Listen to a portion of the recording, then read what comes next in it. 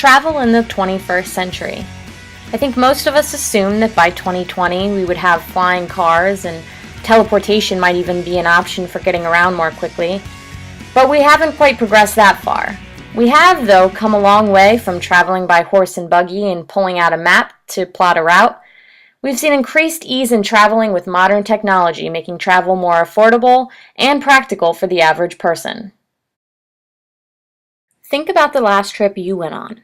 How much of that trip was planned online? I'm sure your flight was booked online, maybe your route was planned on a map online, such as Google Maps or MapQuest. Your hotel was probably even booked on a travel website.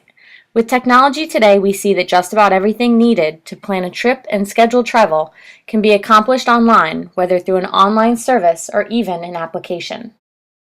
Now think about a time before your phone had GPS, and you could simply type in a location on a whim and get to wherever you'd like.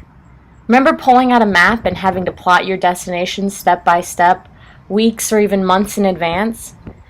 Innovative technology has allowed for me and millions of other people to plan trips and excursions on a moment's notice. Last summer, I went on a road trip with my mom from Seattle to San Francisco, and all we booked was the flights and rental car. The next couple of pictures are from that trip. Everything else on this trip we played by ear and used our phones to coordinate and book. Each day we found a hotel through various applications like Hotel Tonight or Travelocity or Expedia to book last-minute rooms at discounted rates. We used Yelp to find restaurants, stops, and attractions along our way, and Google Maps helped to navigate the entire trip with all of our detours for traffic and pit stops and attractions along the way. A trip we would have never been able to do with such ease 15 or even 20 years ago.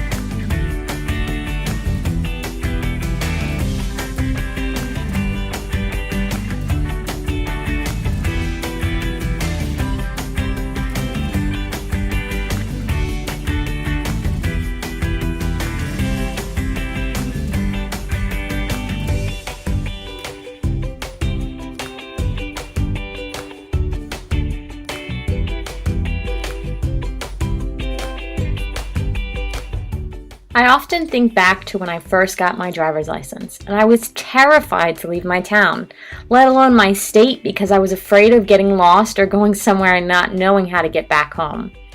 Never would I have thought that I would be freely traveling across country with nothing planned or scheduled except for a flight back home. Yet, in just 2 weeks, I was able to travel from Seattle, Washington, to Mount Rainier, to Portland, Oregon, and through the Redwood Forest, down the Pacific Coast Highway in California, to a beautiful bed and breakfast in Sonoma, and all the way to the Golden Gate Bridge in San Francisco.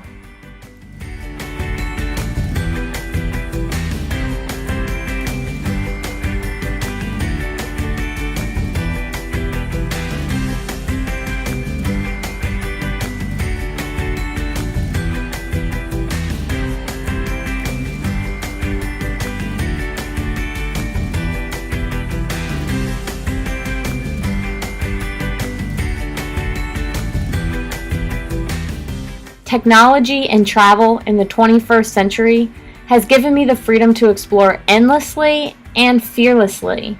I have seen so much more than I ever could have imagined, and I'm excited to continue exploring, hopefully in new countries, very soon.